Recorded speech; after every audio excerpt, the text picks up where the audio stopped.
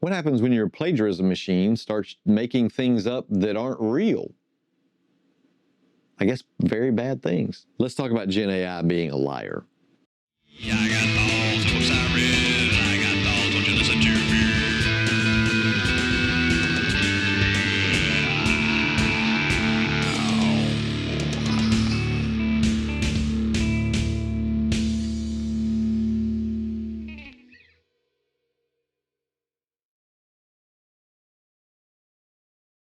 Hello, hello, hello, and welcome to The Author Has Thoughts. I am the author in question, Gary Ballard, author of 13 or 14 self-published novels. I always forget. There's 6 novels in a Cthulhu reimagining called The Stepping Stone Cycle. My main writing output has been a cyberpunk near-future noir series called The Bridge Chronicles.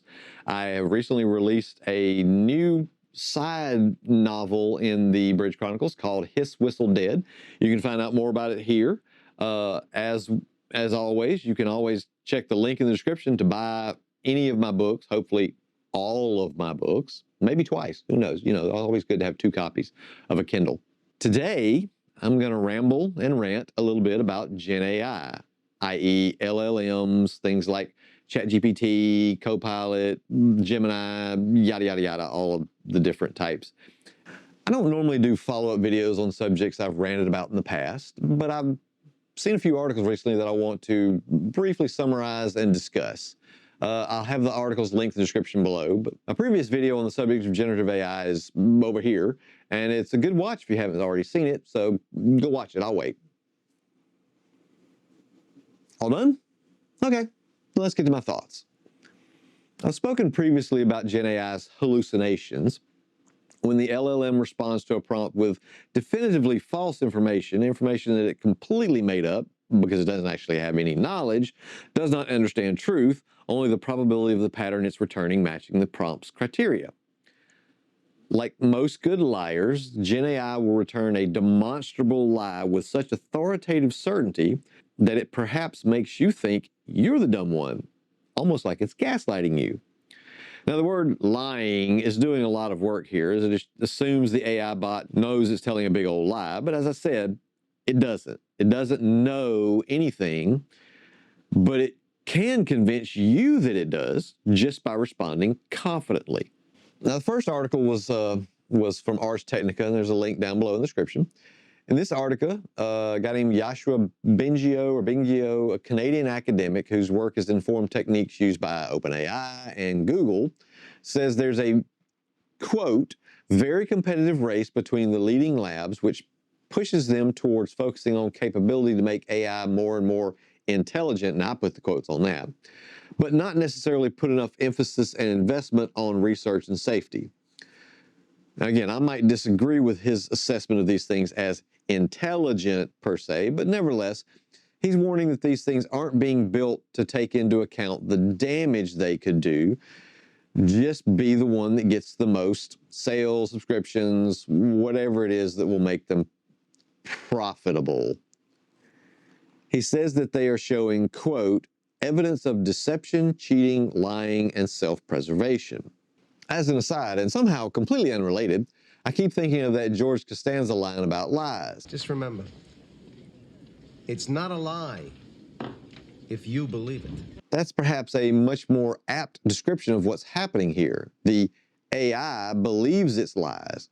Well, why wouldn't it? After all, it's merely a probability engine. This word follows this word the highest percentage of the time within the text it's been trained on based on the prompt criteria. There are no lies in this scenario because the only arbiter of truth the AI has to go on is the probabilities. Did this word follow this word after this word the highest percentage of the time? Without context, nothing is true and everything is true. And if the AI bot has the remit of returning something, literally anything that fits within the scope of the probabilities and the criteria, its only concern is matching that formula, even if that match makes no sense or is demonstrably untrue. But again, it has no truth. It has the truth of the solved probability. When a person knowingly lies to you, There can be any number of motivations, but they are essentially working with a context. They know the thing they are saying is a lie most of the time. Gen AI can't know, as it generally has no context to match its statements.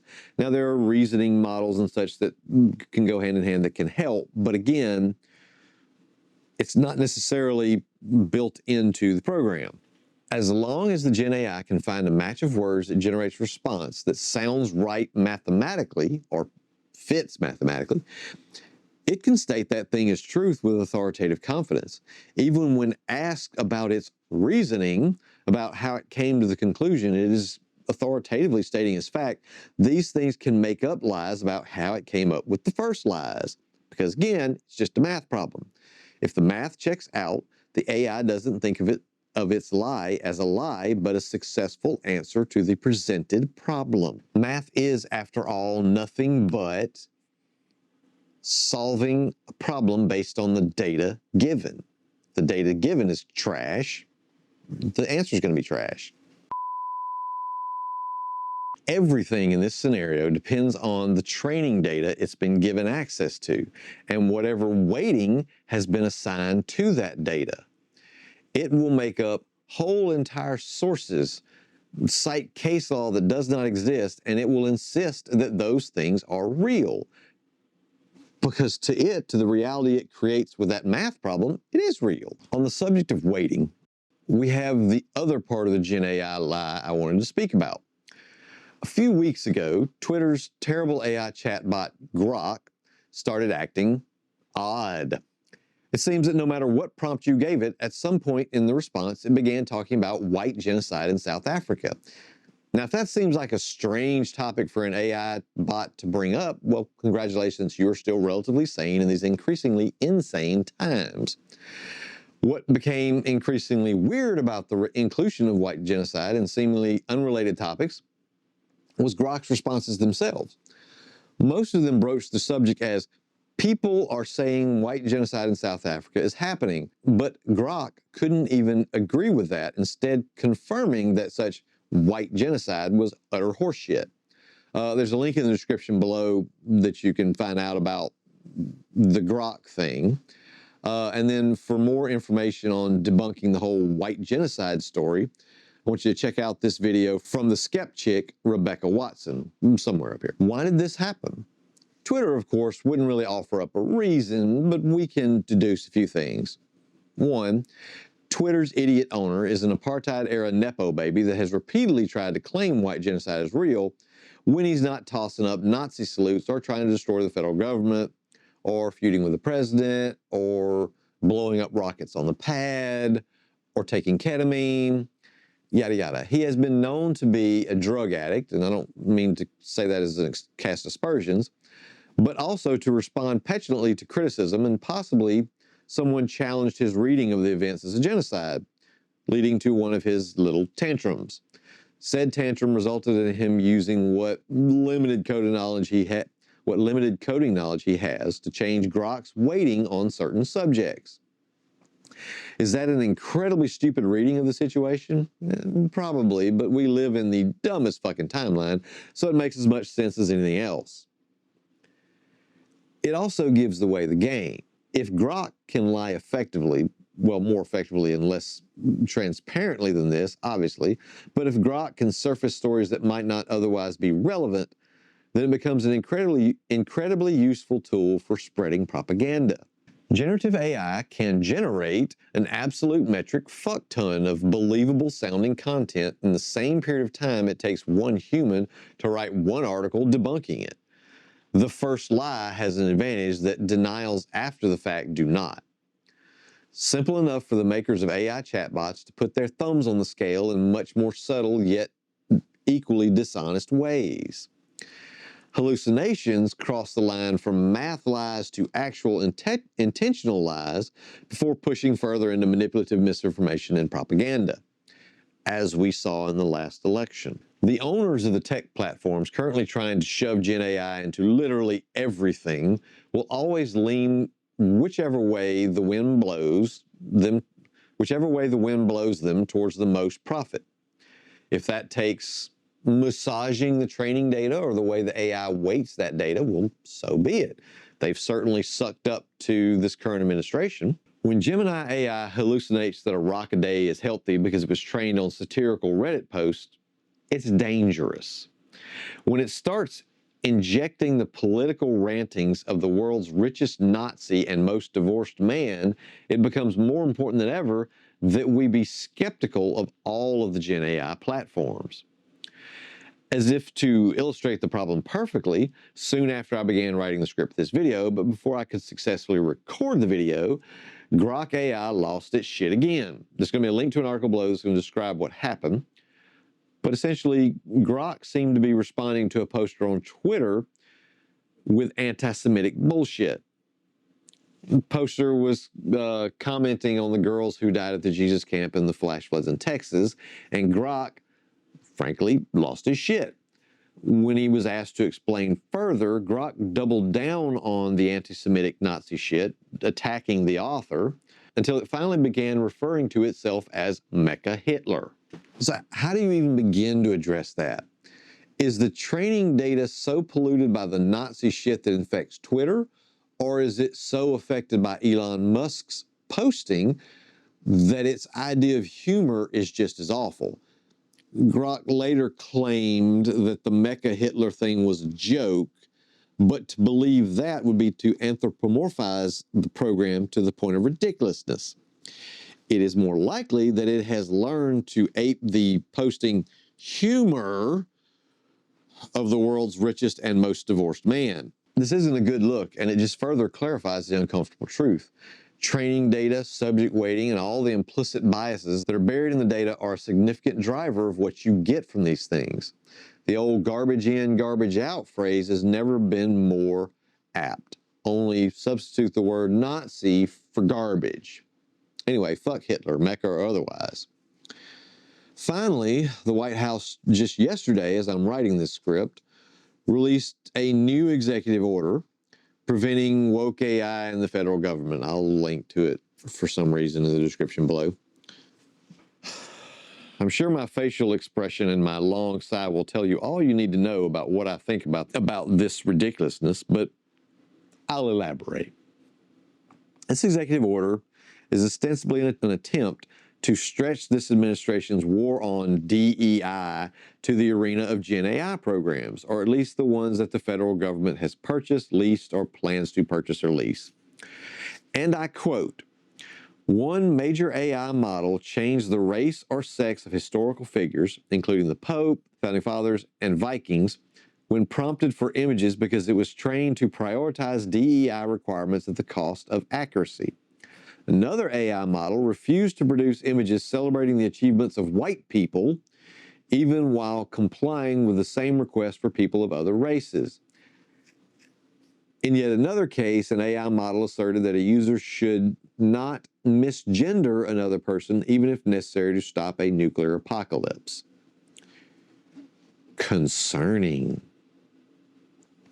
This is the kind of weighting and training data fuckery I've been talking about. If the data that's ingested is too woke, well, that Gen AI must be discriminating against white people, clearly. Rather than accept that their worldview might be just slightly white-centric, they'd rather just make it so the training data is white-centric and doesn't include anything about these pesky minorities.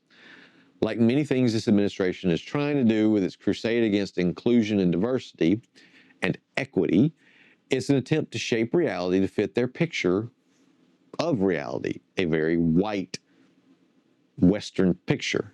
If certain things have to get written out of history, well, those things should have been white, I guess. If these AI were actually general artificial intelligence, the things I've talked about in this video are in essence an attempt to forge a false reality for the AGI and thus have it bend to the will of the people in power. If all this doesn't alarm you, or at least make you think twice about the AI hype, well, enjoy your new white overlords, same as the old white overlords, only richer, dumber, and more vengeful. The pattern recognitions of AI are potentially amazing, but, and it's a huge but, the choice of training data is important. If you're just trying to get a program that can gin up something that sounds vaguely or even eerily like a human wrote it, including the tone and voice, both literary voice and actual human voice, these things can do the business. If you were trying to use them to create new things or to jumpstart research, it's one thing to rely on very specific, very targeted sets of training data, but a whole other thing to just rely on all the things in Grok's poison well of knowledge. Training data that consists of actual, factual, provable, and proven things is great. General use LLMs trained on those facts side by side with satire from Reddit, Nazi shit from Twitter, the work of speculative fiction authors like myself, or William Gibson, or Neil Stephenson, and random jackholes on the internet is a nightmare of our own making because the AI has no filter or lived experience with which to distinguish flights of fancy from real events, or to distinguish opinion from truth. Thank you for watching. I hope you enjoyed the videos. If you haven't already, click the subscribe button and the notification bell to be notified when I make more videos. I would like to do these more regularly, depending on time. Once a month, twice a month, we'll see. I'm trying. If you liked the video, hit the like button. If you hated it, hit the dislike button. Leave me a comment down below and tell me how much you hated it and how much I look like a goofy bastard. Check me out on my social media somewhere over here. It's going to be Instagram and Blue Sky. I have both of those. I post a lot of my photography and some video stuff as well as promoting my books. Again, link in the description for all the articles in here, as well as the place to buy my books. Buy my latest book, His Whistle Dead. And I hope you realize this is not generated by AI in any way, shape, or form. My name is Gary Ballard, and these have been my thoughts. 1, 2, 3, 4.